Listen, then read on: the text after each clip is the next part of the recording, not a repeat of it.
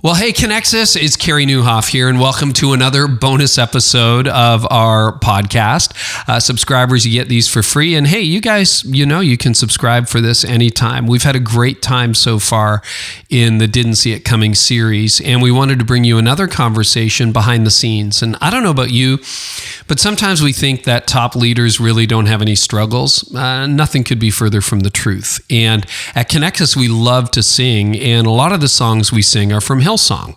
And you may or may not know that, but Hillsong has got a fascinating story. It's a church that actually now spans around the globe and produces some of the music that is sung literally around the world. And it was started years ago by Brian and his wife, Bobby Houston, in Australia. And I sat down with Brian and talked to him about the journey. I've interviewed Brian a couple of times for TV and also for my leadership podcast. And this time I sat down and I talked to him a little bit more about battling back from burnout. We cover a lot of subjects, but I think you'll discover that he burned out, and he talks about how he got back from burnout. And we wanted to bring you that conversation, and also, give you an opportunity to meet one of the leaders behind a lot of the songs that we sing at Connexus Church. So here is my conversation as a special bonus episode to the Connexus podcast. My conversation with Hillsong Church founder Brian Houston. Well, Brian, welcome back to the podcast. It's great to have you. Thanks so much. I'm glad I have the opportunity.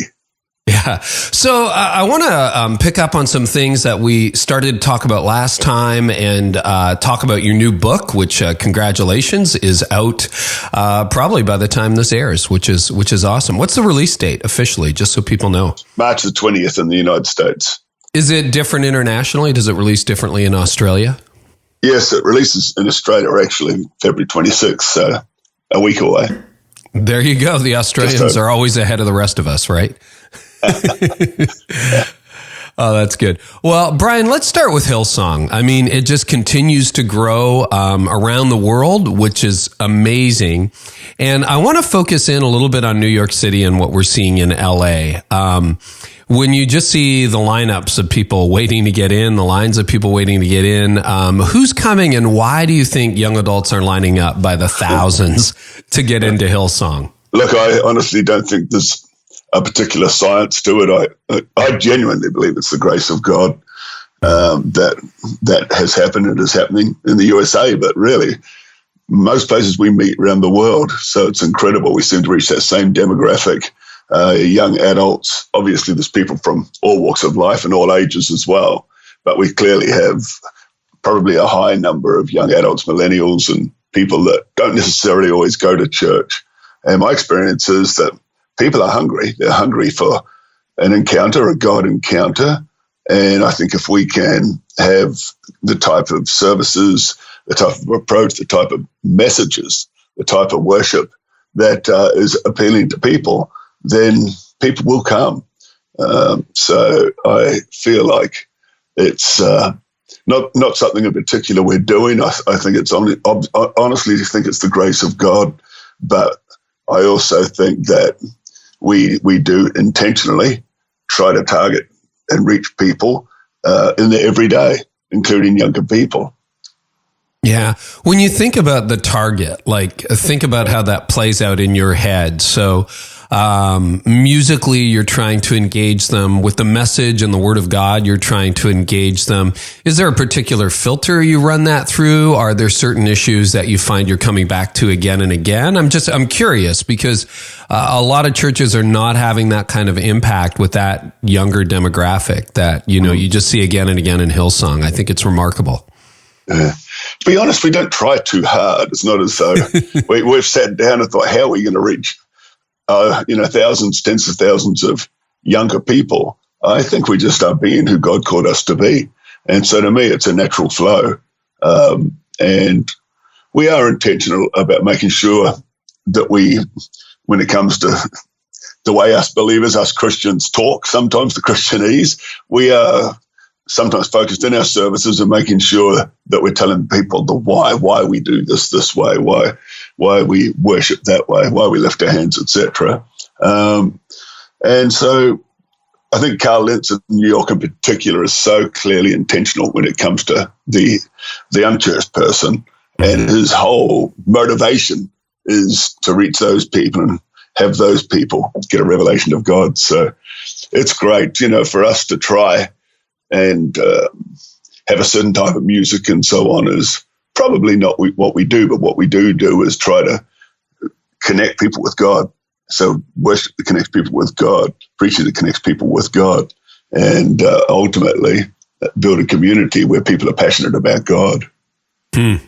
Now, when you think about, because you have churched and unchurched people attending all of your Hillsongs, and again, I'm thinking largely of, your experience in the U.S., and you have a number of different cities, but, New York and L.A. are tough nuts to crack. I think anybody would tell you that, right? Which is part of the reason you want to plant there.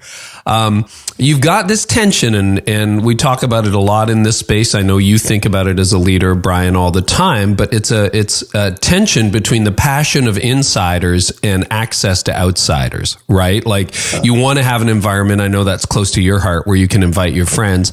How do you navigate that tension? How are you doing that these days? Look, I don't think that we've set out to tailor our worship or anything to outsiders. I just find that the presence of God is magnetic.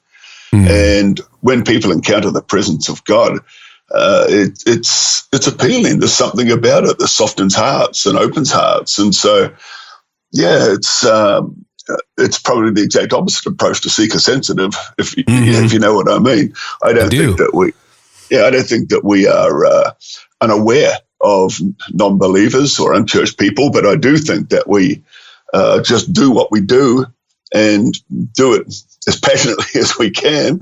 And to me, it's not repelling to people. It's actually appealing to people. Right. So they kind of catch it, I guess. They sort of catch it. Do you ever get, we've talked about this before, but you always get critiques from church leaders. I mean, it doesn't matter what you do. If you just stand up there straight and say something, you're going to get criticized as a church leader, right? But do you ever get feedback from people who are on the outside going, I don't understand what's going on, or it's too intense for me, or you're generally not getting that kind of feedback? Well, in Australia, which is a little like Canada, very secular countries, obviously there's a cynicism automatically towards a church that's full of young people, that's full, that is obviously, scratching where people are itching. And so, there's been, over the journey for us, there's been quite a lot of opposition and questions and a lot of people who misunderstand what our church is about. But we've tried to just keep being who God called us to be. And I've learned the church is incredibly resilient, because even when we've been under fierce attack in days gone by from secular media and so on, the church just keeps going forward. And so that's a great thing. And I think anyone who, as you just said, is doing anything different or perhaps something successful, there's going to be people who are going to point the finger at it, try to box it in some way, put it into a category in some way. And so it's just part of the journey. Yeah. And we'll get into that in a few minutes, because I want to pick up on a couple of things that we touched on last time when we talked. And it was just such a great interview. But one of the things that honestly I think about all the time since our first conversation was you said one of the keys to attracting eagles, amazing leaders, is you got to keep raising the ceiling. Because you think about Hillsong globally, you have so many incredible leaders who could do so many things on their own, but they've chosen to be part of the Hillsong family. And so you use that metaphor of like raise the ceiling, otherwise they fly away to a sense of greater heights. Now, back to the beginning, and again, I'd encourage people to jump back and listen to interview 1, because you talk about those early days of Hillsong. You did not start with hundreds or thousands of top-level leaders. I mean, it literally was, you're setting up the chairs, you and Bobby were setting up the chairs yourself. And can you break that down a little bit more for us about your development to attracting and then developing and retaining amazingly gifted leaders, and maybe even some missteps along the way that you learned from? Yeah, it's a big question, and it's a big topic. It is.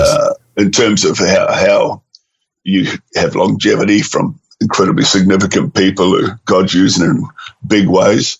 And, I don't want to just simplify it too much, but again, I think there's a grace on our church for worship, obviously, and for raising leaders and somehow finding the golden people. I talk a lot in my book. There is more about the golden people and really doing what we can to help people to stand on a higher platform in life. And that's where, I've talked about, I want, my ceiling to be another generation's floor, so that where they start can take the things of God even further. I think, though, the way that you keep on building opportunity for people comes down to vision. If you're increasing vision, we haven't changed our vision. We've just kept on the same path. But as that vision has enlarged, and obviously these days it's global, not just local, it provides opportunities for people. And so sometimes we just throw people in the deep end and, and give them opportunity that, they can rise to. And I think it comes down to the way we teach people. I'm talking about just weekend preach services and preaching. I've always not just preached to people's devotional life. I think that's important, but have preached to people's vocational life, the call of God on their life, the will of God on their life, and have people believing in themselves and believing that Ephesians 3:20, that God can do exceeding abundant, that God can do more, is something they get in their spirit and believe, and they start living their life with that expectation and that belief. And so building bigger people is, to me, so important. Just having people whose spirit is larger, whose heart is larger, whose faith is larger, whose words are words of life, words of hope, and so on. And there's gifting and talent in everybody. It's there, so it's the potential, it's the gold. And if you can tap into that gold, if you can tap into that God potential in people, then I think people would be amazed. Pastors, leaders would be amazed at what's already in the people they have. And so if I could just add one more thing to it, is that since we started our church nearly 35 years ago, every week we've had a staff meeting. It used to literally be a small group, a tiny group of people sitting around on my lounge room for breakfast once a week. And for 35 years, I've just put leadership principles into people and into our key team. And sometimes those leadership principles are as simple, as practical as personal hygiene and trim your hair. Exactly. And excuse me for saying so, but even like have a look in the mirror. If you can see hair coming out of your nose, so can everybody else. And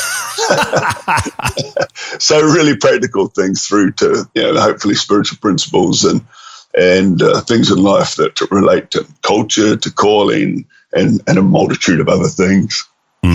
Did that always come natural to you? Like if you think back to the early days of Hillsong, just spotting the gold in people, spotting the potential, is that just a natural way you've always seen the world?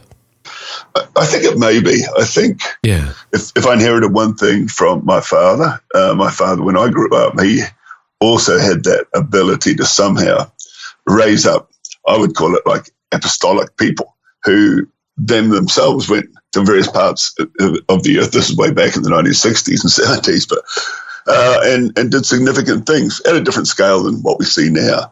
So maybe it's inherited, maybe it's heritage, maybe it comes out of 64 years of wisdom of being in church life all my life, and so it's intuitive, I think, and intuition.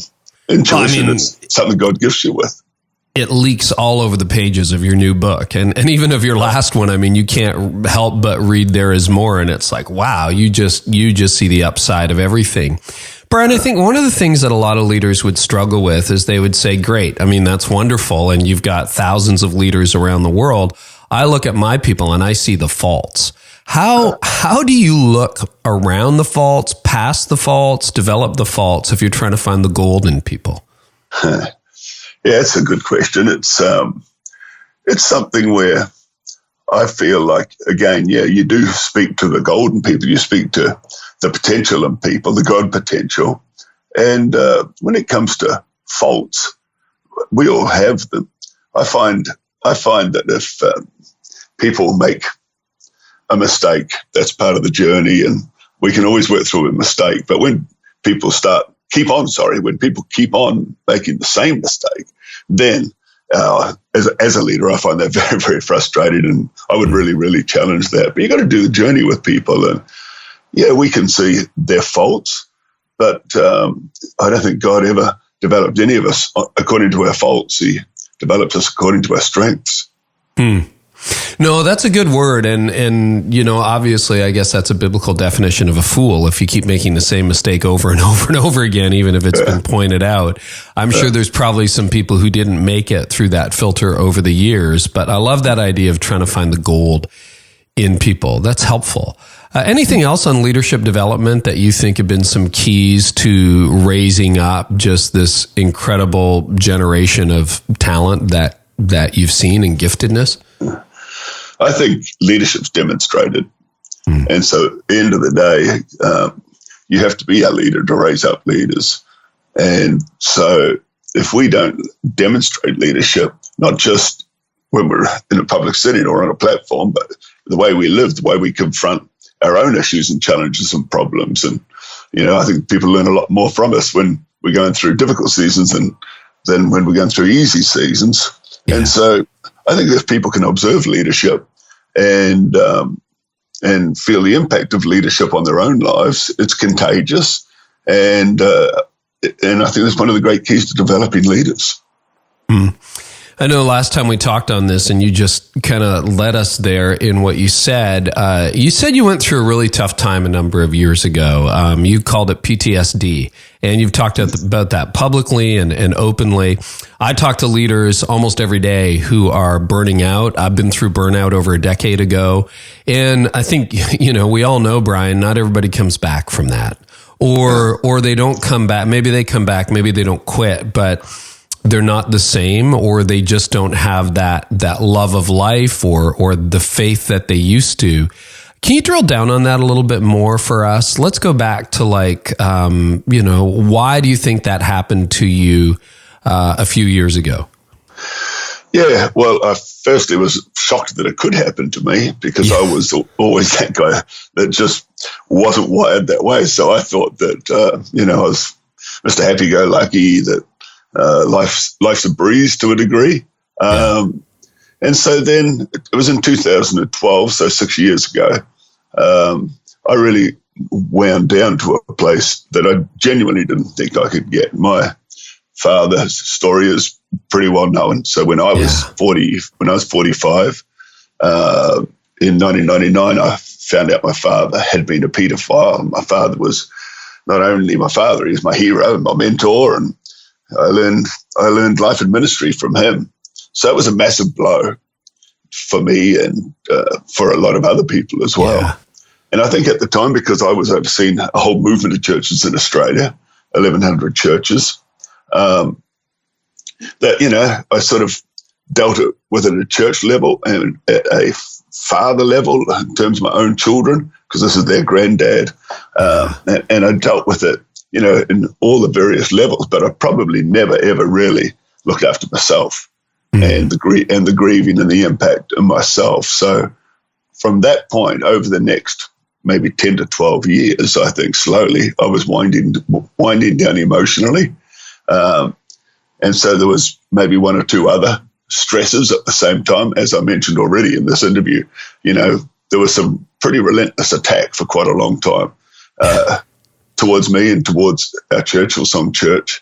And so all of these things, they all worked together, conspired together to just wind me down on the inside. And it doesn't take much. A doctor explained to me how most of us who live busy lives and lead big things, we're sort of already redlining when it comes to the way we live our lives. And if you get one more thing that comes in over the top of the way you're already living, then that would take you right into the danger zone. I think that's what happened to me. There was another issue that came up at the time that was personal, close to me, involved someone who I love, and that kind of took me over the top. And so It's the most horrible place to be. Having been there, I can relate, and I'm really grateful that you're willing to talk about it. Not everybody is who's been through it. And I think you're right. I think that's a really good insight is, these unprocessed, ungrieved losses, the things that we all struggle with. And you're right. Whatever that issue was that kind of put you over the top, if that was just a normal day, it probably would have been fine. But these things accumulate, right? Is that the dynamic that was going on? That's exactly right.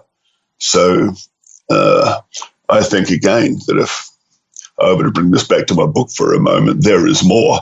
I think when people are in that difficult place, that hard place where maybe you start getting clouded to the will of God, even, and the fact that there is more, and stop believing that. So I would love to think that this book, There Is More, can really help people in those sorts of situations.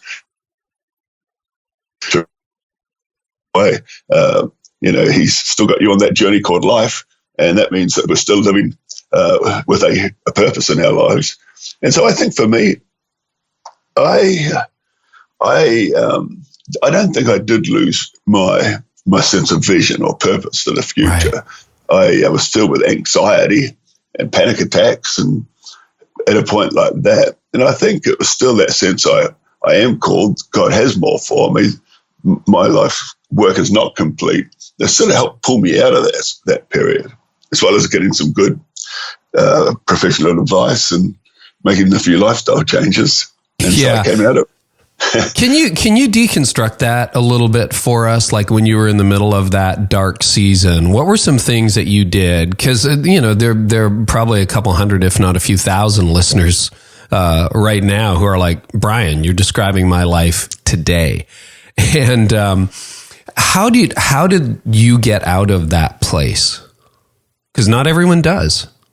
No, they don't. And again, I honestly think there was a touch of the miraculous about it. Sure. Because I was having doctors telling me I'm going to have to take 12 months off and all the things that normally people would say, and that this is going to be, even panic attacks, that they could become a recurring theme. You probably have them for the rest of your life. But that just wasn't my experience. That didn't happen. I probably changed my sleep patterns.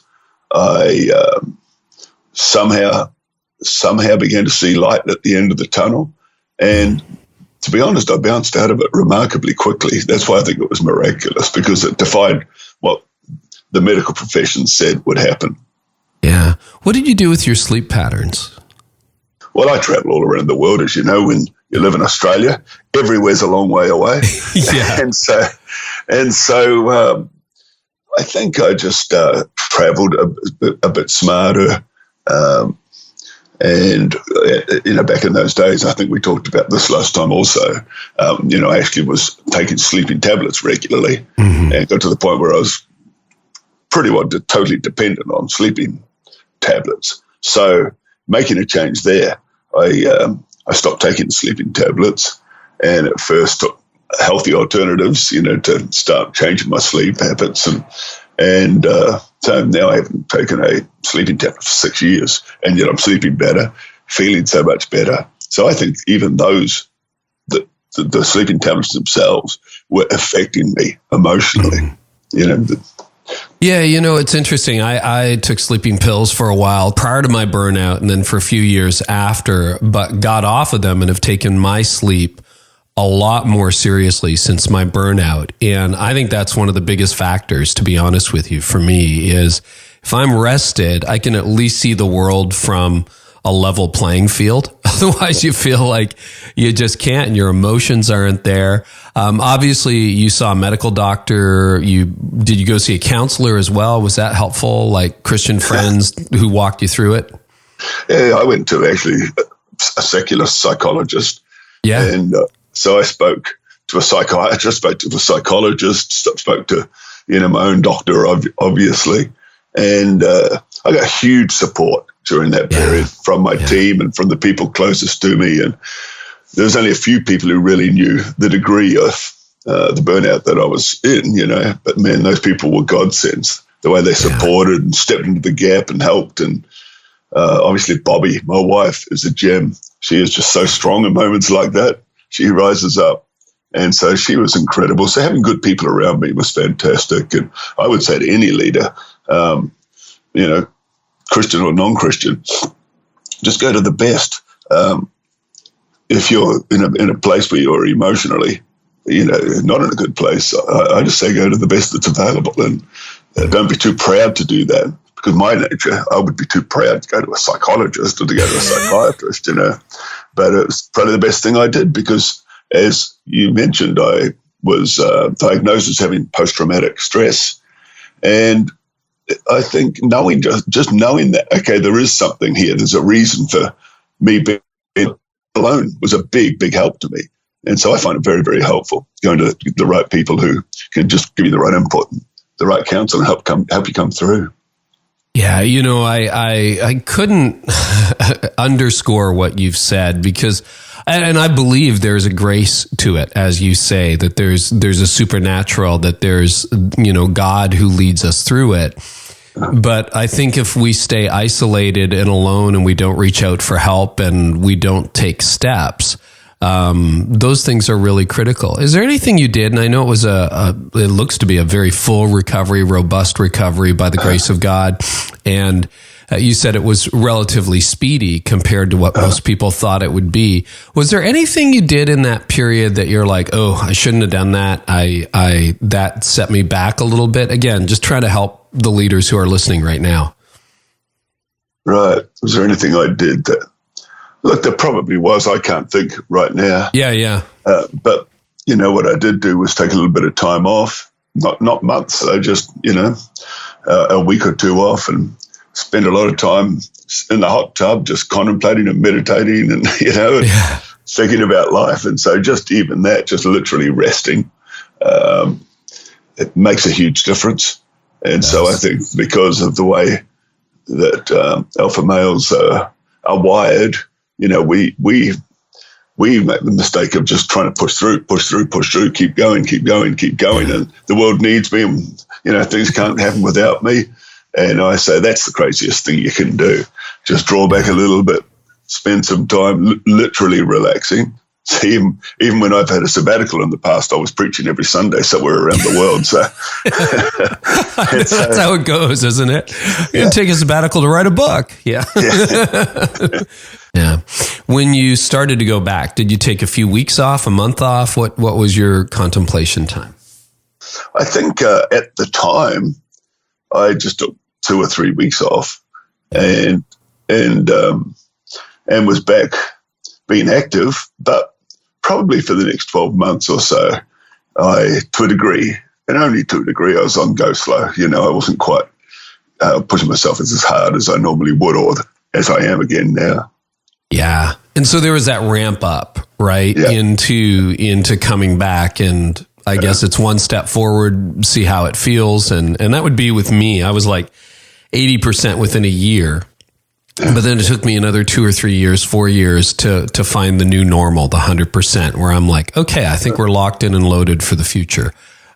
Did you have similar experience, or at the end of that year, you were like, no, I think it's been dealt with, and I think I'm back?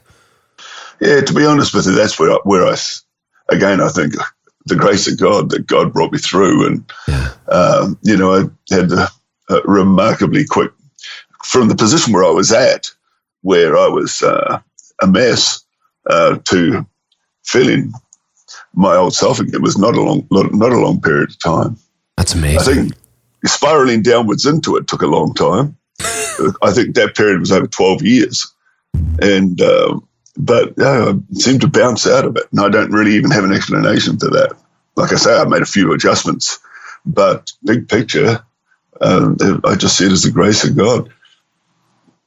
One of the things that I found in that season of my life was it's easy to believe in the moment that God isn't using you. But when you look back on that now, even in your slide down when you were trying to, figure out and maybe not processing over those 12 years into that moment, and then looking back on it, do you feel like God was present and using you through that whole time? Well, he was definitely using me. I was still active and doing what I do, leading a global ministry. Yeah.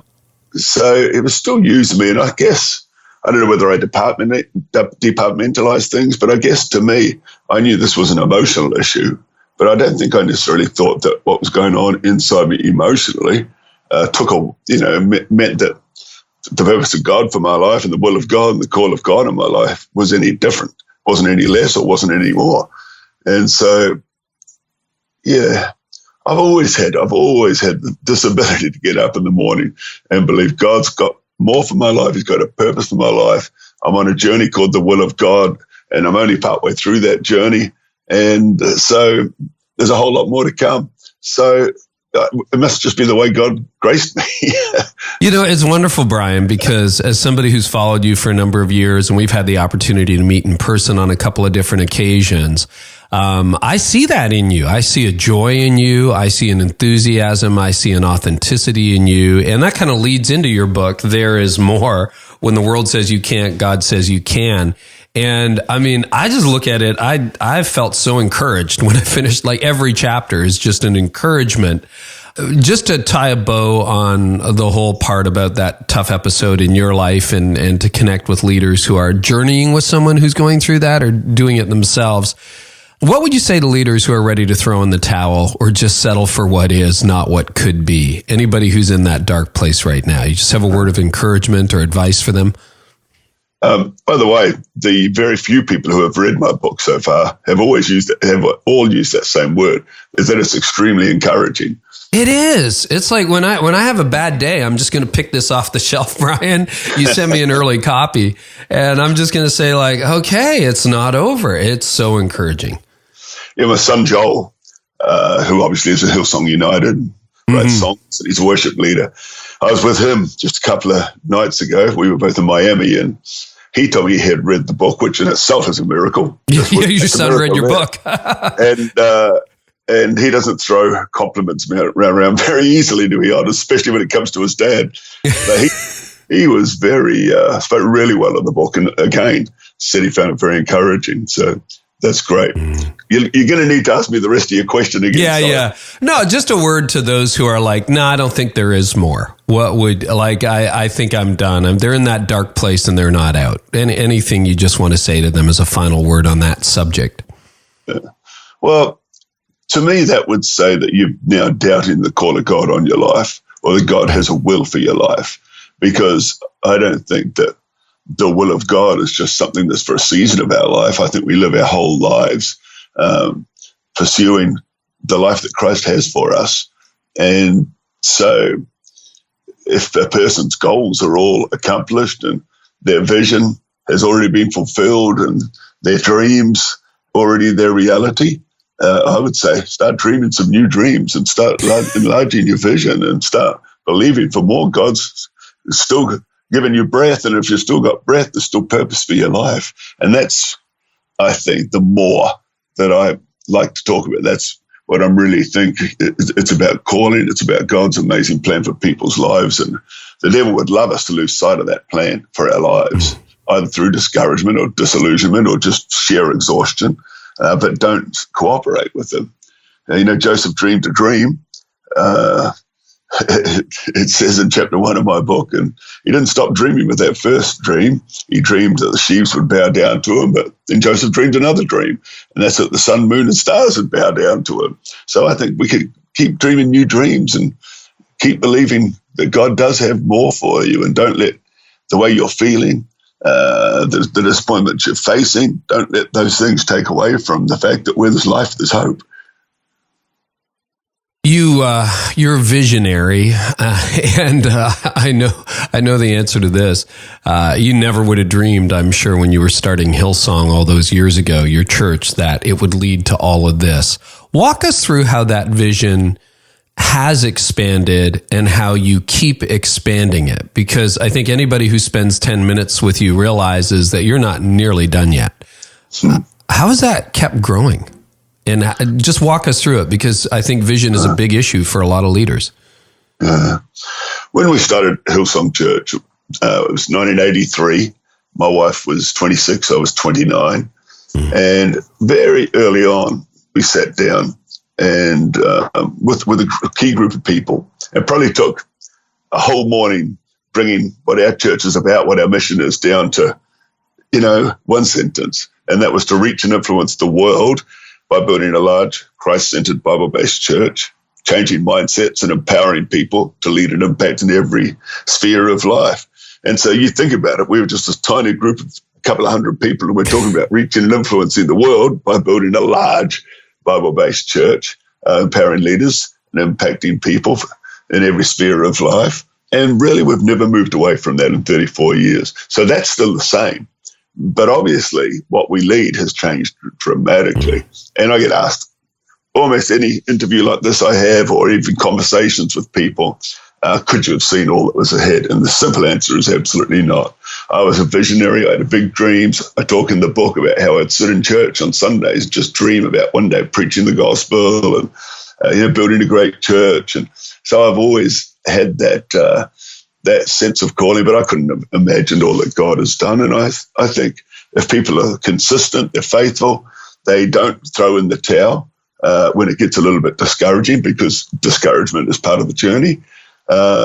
You should never underestimate what God could do. But one of our worship teams, the Hillsong worship team, won a Grammy the other day. And, you have all these external things happening. When you start a little church on the edges of Sydney, you're not thinking about Grammy Awards, or you're not thinking about Hollywood movies, or you're not thinking about some of the things that have happened, let alone, having a church, one house, many rooms, and, more than 20 countries around the world now in major cities, and then television channel, all these things that have come our way. Of course, we had no idea, absolutely no idea all those things would happen. You tell that story in the book. There is more about how Hillsong TV came to be. Do you want to talk about that? That would be an interesting case study, because you were just having a random dinner one night. And Sure. Do you mind walking us through that? Because I think that's a really good case study in when opportunity knocks, because you could have said no. Right. Well, many people would know of TBN, and of course, TBN, under Paul and Jan Crouch, was a certain thing, and it reached a lot of people. But right when we were having that particular dinner you mentioned, we were with friends, Nick and Christine Kane, and Matt and Laurie Crouch. So Matt is the son of Paul and Jan. And right at the time when TBN was transitioning, Matt's dad had passed away already. And within a few months, his mother went to heaven as well. So that was when we basically formed a connection with Matt. And so I'm looking out right now, actually, at the restaurant where we were, just across here. And he said, "Have you ever thought of starting a television channel?"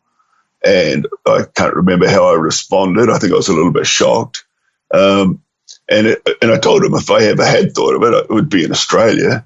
And he just opened up a possibility of how there could be a 24-hour Hillsong channel that would be part of the greater TBN family.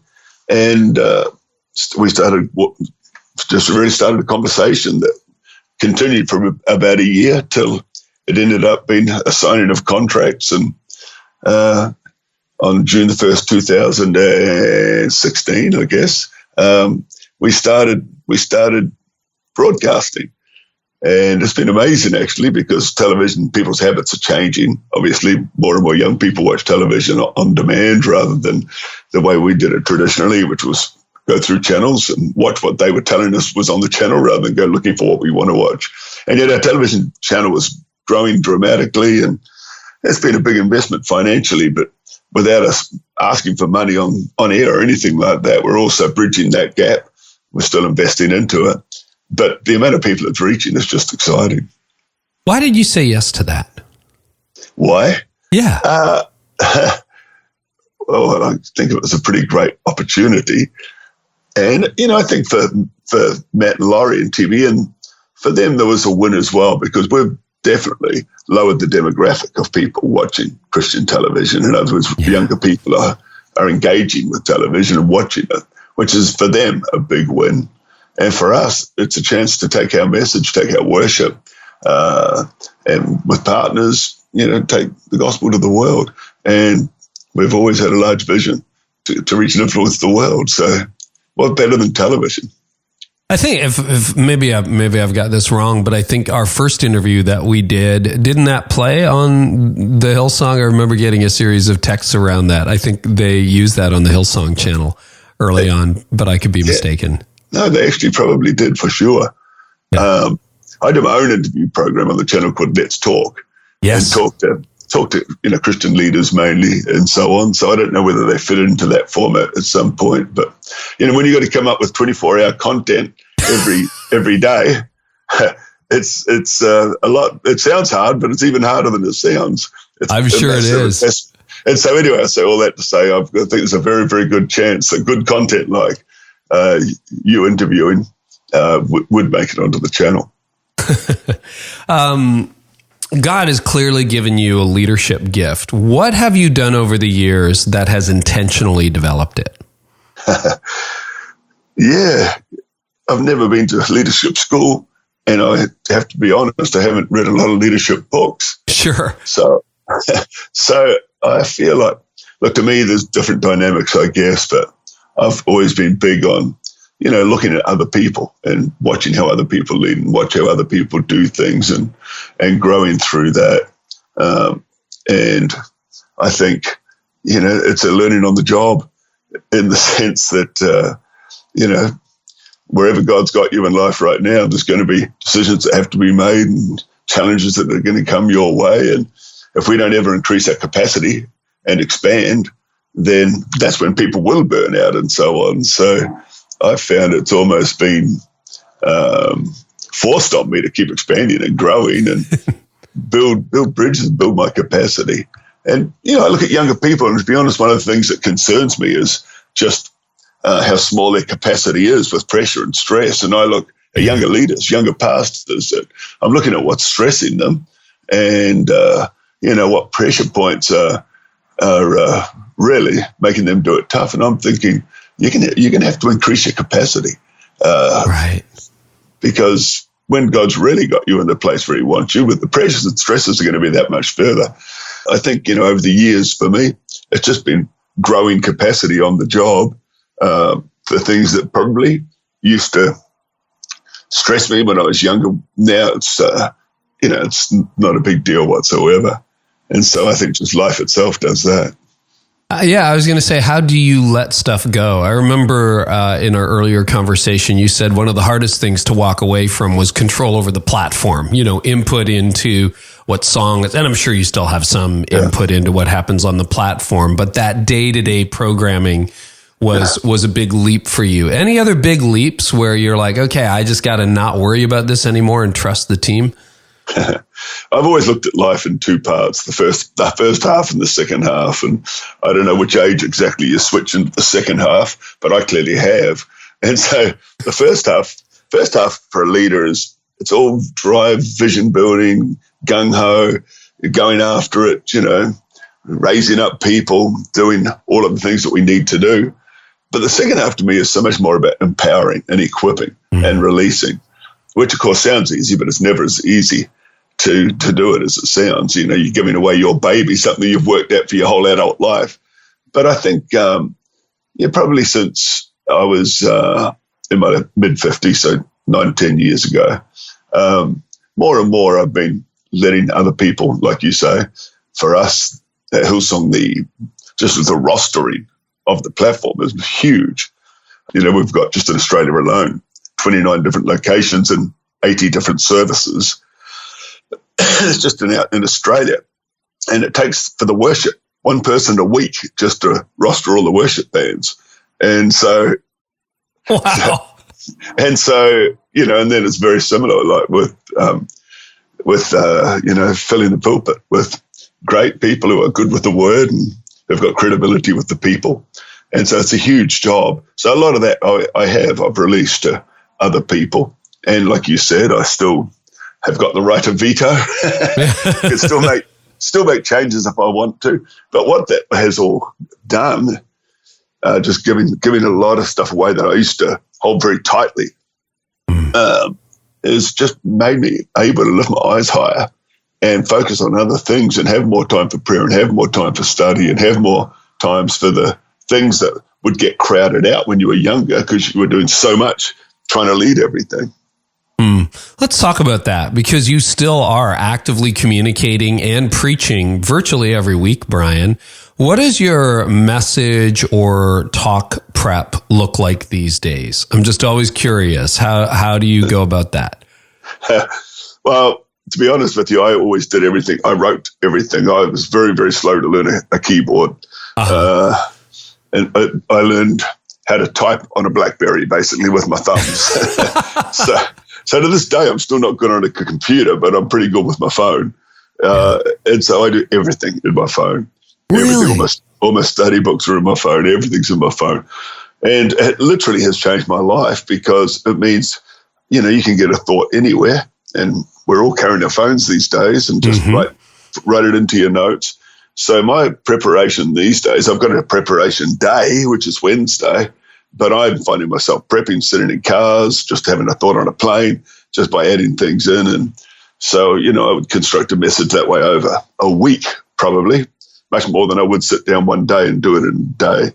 And that, it literally has changed my life. So then I'll, when I've finished it, got it into the order I want, feel like, the segues are there and so on, I'll send it to either my wife or my PA, and they'll color code my notes and type them up for me. And so that's how I do it. But literally, it's changed. And one of the things I love about the season I'm in now is preparation was always a pressure to me. It was always a stress, because I was trying to fit it in, and because of the way I did it was, hard. I was crossing things out, and you can imagine the scribbling everywhere. Whereas now, cutting and pasting and all those things made a massive difference. So it's probably sped up how much time it takes me also. So to do what, might have taken 6 hours, now might take 3 hours, but with the same amount of work. So it's made a massive difference to me.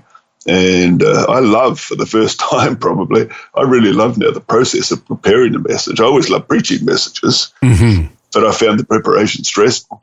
Now I enjoy the process. What do you use to take those notes? Is it just the Notes app in your iPhone, or Evernote, or where do you record it? In Word? To be honest, I do. I just do it in Notes, and I pretty regularly email it to myself in case, because I have had bad experiences of deleting half a message or a whole message.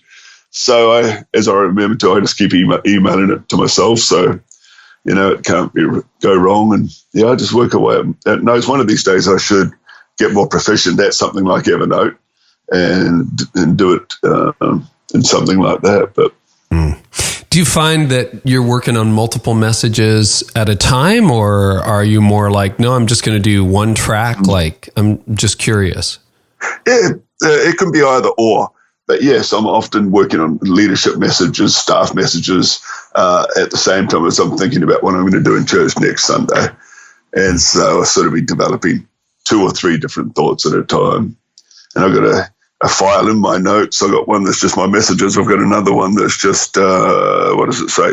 Sermon thoughts and works in progress. That's exactly what the total is. And right at this moment, I've got 4 different things happening inside there. That's great. So you've turned it into Evernote. Just if you're curious, that's what you've done. I guess so. Awesome. Yeah, so there it is. There it is. Oh, that's great. That's cool. And that I think that's so surprising, because everybody's got a different process. Andy Stanley does it differently. Craig Groeschel does it differently. Mark Batterson keeps everything he writes in one massive Microsoft Word document. And there's no magic formula. It's just whatever works for you and what produces really good results. You're in an interesting phase of life. You're father, grandfather. You have 2 homes, one in California, the other in Australia. But personal, and you travel a lot, which always throws a wrench into things. But in terms of personal rhythms, habits, and disciplines that are really helping you live and lead well, what are some things that you're like, if I do these, life goes better? What are some of your personal habits and rhythms that you're embracing these days? It's a great question. On the subject of 2 homes, we've got one home, and right now we're in our apartment in Orange County on the 8th floor. And so it's a lot smaller, but gee, I love it here. It's so restful and beautiful, and I love it. But yeah, I think when you come to disciplines and habits, firstly, I go through seasons of being very undisciplined when it comes to diet, when it comes to exercise. And to me, if you get healthy in one area of your life, you tend to get healthy in every area of your life. Mm-hmm. And so, when I'm at my finest and at my happiest, I am watching what I eat. Pretty well if there's any excesses anywhere, cut out on all those excesses. I love to jog. My jogging is at a snail's pace now, not even a turtle's pace. So it's very slow, but I love to get out, and I can't stand treadmills. I love to literally get outside and jog. Not so easy in Canada's winter or even parts of America's winter. But, and so, I find that clears my head, and it's great thinking time and meditation time.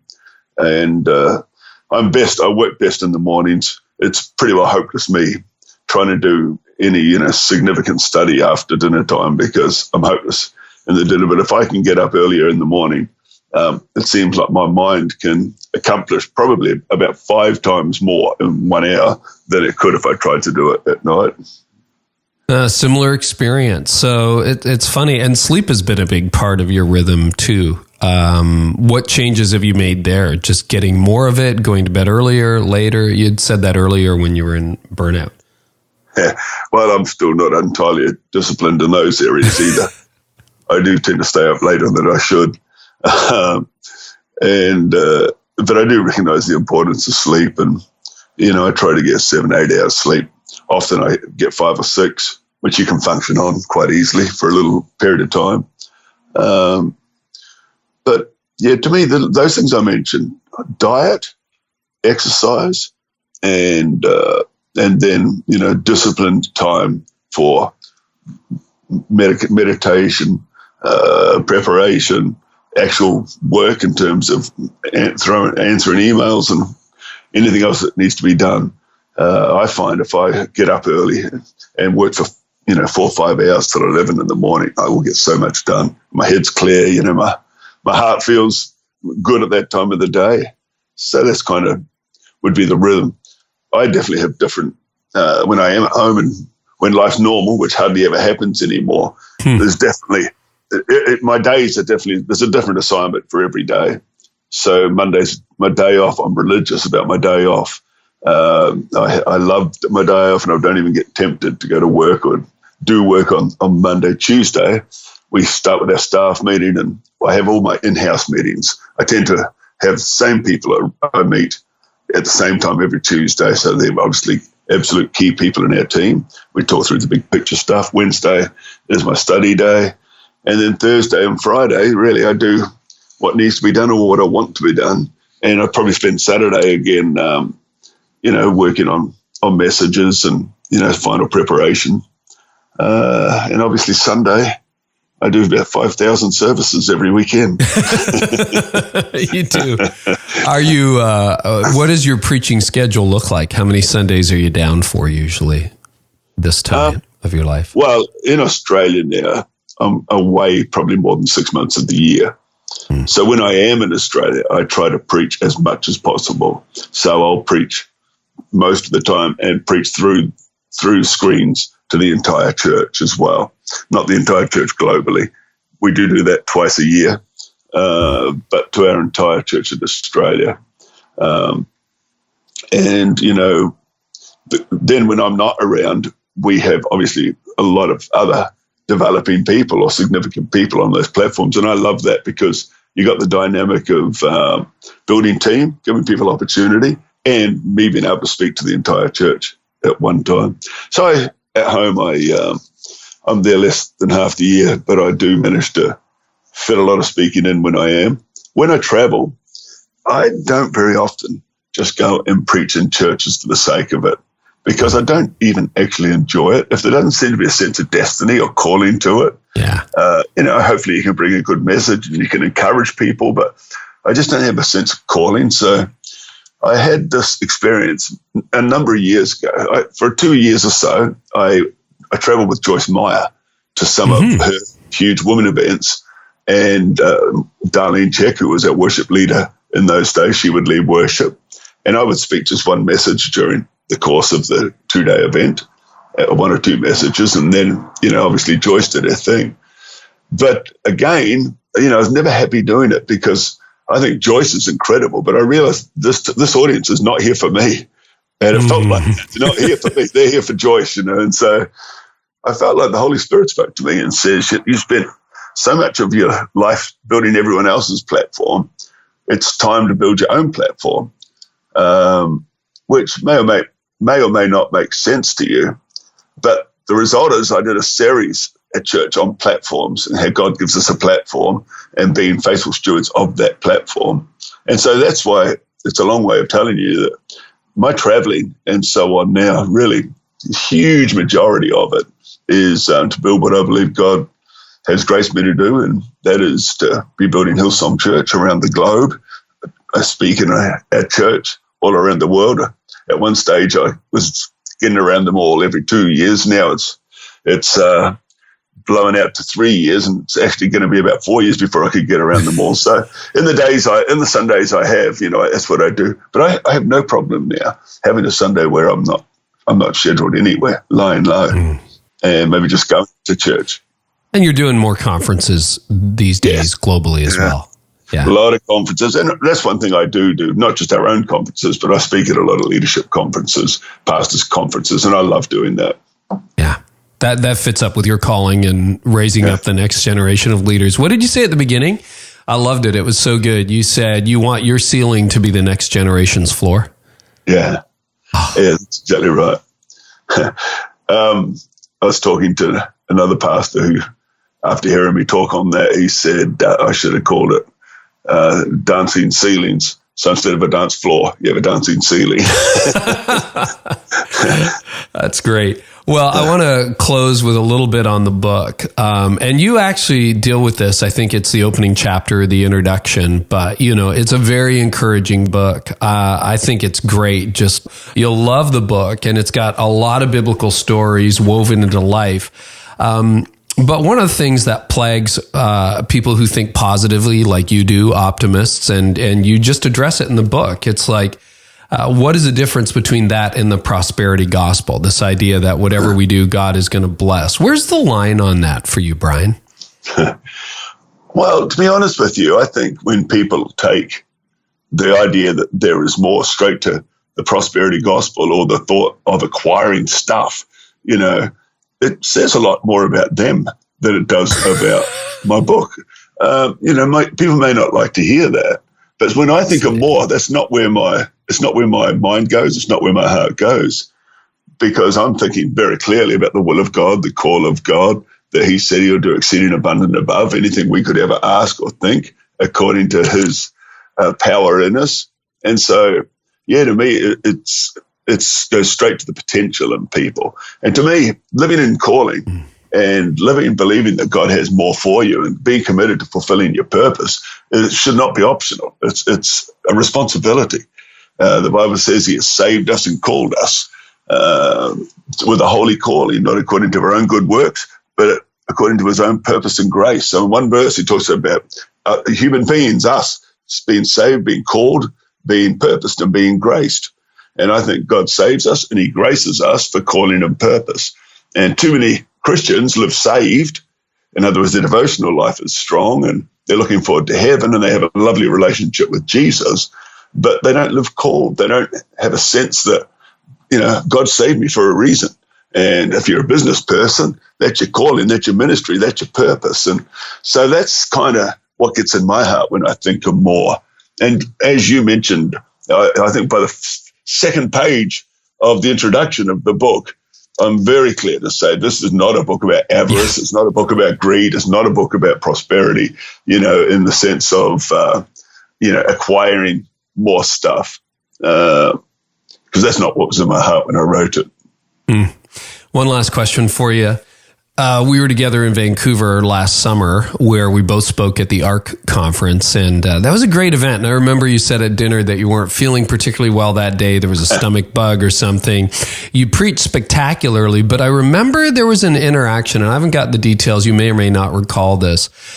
But there was a woman with a young child, and you like prayed for that child, and you prayed a blessing over that child. And it wasn't anything you were asked to do. It was something you chose to do. And I just saw you building into people like at a very deep and authentic personal level. And again, that sense of encouragement, that sense of optimism, that sense of joy. I mean, you're at the stage in life where you don't have to do that. You don't have to do any of that. And yet it really seems like you want to do that. How do you stay this energized at this state to keep doing that and wake up and say, God's got more for me? What's the will of God for my life? Like a lot of people, they're just not there anymore. And I'd love to know what drives that. I think the greatest compliment anyone ever can give me is if someone says, all we've done is we've built our business on the principles we've learned from you, the messages at church and the teaching we've received. That to me is what ministry is all about. That's what keeps me going. We all love crowds and we love growth and we love all those things that make pastors excited. But crowds come and go. I've spoken to massive crowds, but crowds come and go. But when you're building people's lives and it's daily and it's weekly and it's monthly and it's yearly and you're doing it over a period of time, then you start to see the message working in their lives. They are building a business on Christian principles. That they are really developing in whatever field God's called them to as an educator or in one of the professions or in any walk of life whatsoever. That's what inspires me. And again, that's what I think about that kind of potential in people. They're not just a congregation. They're not just an audience. They're real people out there. And the particular message you're talking about is called Kings and Queens. And I relayed a story of a Australian girl, baby, born in Tasmania, who parents definitely wouldn't be looking at her thinking she's going to be a queen one day in the literal sense. But she met during the Sydney Olympics, the Crown Prince of Denmark, and sure enough, she's now the princess in Denmark. So, this little girl born in Tasmania, who would have ever thought she'll become the queen, married to the king of Denmark? And yet that's the trajectory she's on. So that's the potential of people. And so I prayed for that particular baby with that thought. We don't know what's inside that baby. We just don't know. When my son, in the book I mentioned, when my son Joel was born, he was 24 inches long and 10 and a half pounds or something. And so we could see he was a big, big boy, but we couldn't see all that latent, artistic, creative, ability to write songs and come up with lyrics that astound people and, basically lead a worship band that has played in most of the big arenas around the United States and filled them up. I mean, you can't see any of that inside baby. So that was the thought. I was praying for that baby. I was praying for that potential that's inside. I gave you a very long answer there. I love it. And I think that's such an encouraging word, Brian. Right. And we all need it. We all need it. So the book is called There Is More, where obviously they can get that anywhere books are sold. These days, where can they find you online? What website is the easiest? And we'll link to all this in the show notes. But brianchouston.com or thereismorebook.com. Great. Brian, I can't thank you enough for building into just tens of thousands of leaders today on this podcast. Thank you for everything you do, and what a joy to hang out. Thank you, Carey. Always great to talk to you. You're a good interviewer, and you were just telling me that your book's coming out around August, isn't it? So, it is, yeah, September. It's coming out. I'm really excited. So we need to reverse roles, and I need to be interviewing you about your book. How about I sign up for that? That would be great. I would love that, Brian. I would do it, definitely. We can do it through the Hillsong channel, or we can just do it like this. No, we'll set it up. That would be great. I am excited for that. Thanks, Brian. Right. All right. God bless. Thank you. I just love Brian's transparency and his realness. And just know, hey, if you're going through burnout, you're not alone. So make sure you catch that part of the Didn't See It Coming series. That'll be here on the podcast as well. Thanks so much for listening, and we'll see you next Sunday at a Connexus location near you.